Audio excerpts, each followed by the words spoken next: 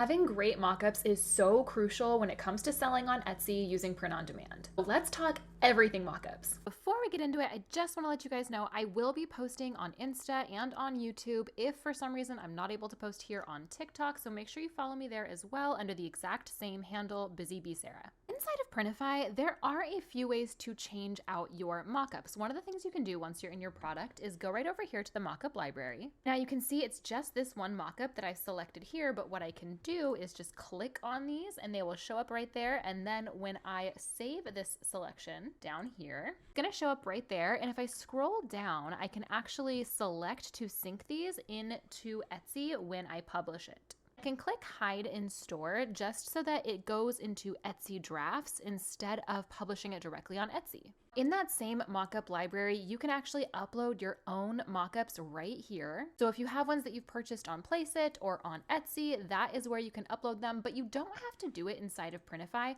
You can actually do it directly in Etsy as well. Once we are inside Etsy, again, you can see the mockups are right here that we added. You can always add additional mockups by clicking here and then uploading files from your computer or your phone or wherever you're editing your Etsy listings. And also go ahead and add a video right there if you want. Switch these around so that you can change out which one is the first photo that you see as your mockup in Etsy. And this part's really important, this thumbnail right here, and I see so many people doing this part incorrectly. What you want to do is adjust that thumbnail so that it's really easy for customers on Etsy to be able to read and see what that listing is. If they can't see it and they don't understand just from scrolling what it is you're selling, they're not going to stop and click on your item to purchase it or even look at it. Some of my favorite mockups you actually can purchase on a site like Etsy. One of my favorite sellers is Moonlit Mockups. They just have these really cool, really trendy mockups that I totally think are worth investing in. And there's a lot of stores like this on Etsy, so you don't necessarily have to go with Moonlit Mockups,